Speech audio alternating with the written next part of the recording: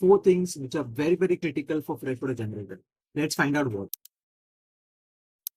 Hi, my name is Jason Darius. I'm a lecturer. I'm also helping students to clear the exams and interviews. So let's discuss the 4 points which are very, very important. First of all, we have to understand vacuum.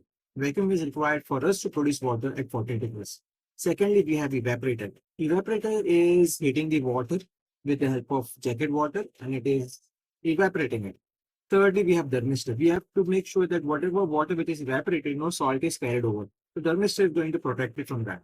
Fourth is condenser. It is what is going to do? It is going to cool down what the thing is the condensate. It will convert it into fresh water and will send it to your distilled pump.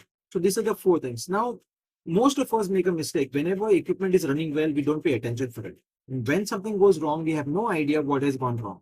So always make sure whenever you're taking around, make sure you check each and everything when it is running properly. Okay. Be it temperature, pressure, vibration, noise, everything should be very well set in your mind. Vibration and noise might be difficult to understand at start, so you have to keep listening it every day. And when someday something goes wrong, automatically you understand it. First of all, let's say your vacuum is bad.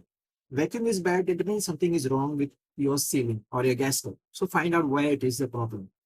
You want to find out one of the methods, olden methods which is used is applying grease at different joints. Secondly, you have, let's say, problem with evaporator. Many a times what we think is that the more the heating, the better it is. But what actually happens? Let's say you are heating it at full possible, whatever you want to heat. And the temperature is gone above 52 degrees or above 50 degrees. When that happens, what actually is happening inside is you are heating and boiling water at a very high rate. Ideally, what should happen when the water is boiling, it should come out come out of the plates and coil, and then the brine should get separated and evaporation should take place.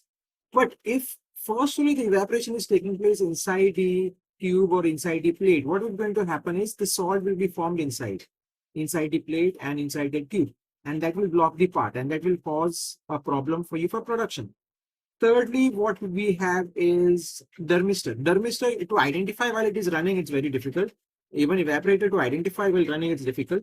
But what you have to do is, looking at the shell temperature, you can tell, yes, okay, my shell temperature is been maintained at 50 degrees. So yes, there is a problem with that.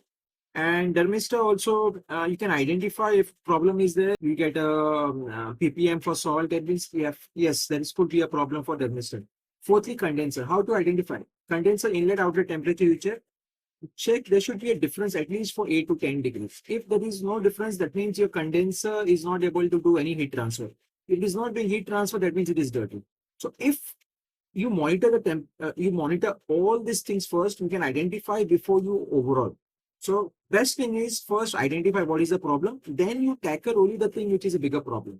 Okay. Otherwise, what will happen is unnecessarily you're opening the evaporator, cleaning the evaporator, but the problem lies in your condenser. So make sure you have done this. To understand more on this, follow my YouTube channel. I'll be coming out with a video in detail. I'll explain everything. So make sure you are tuned in.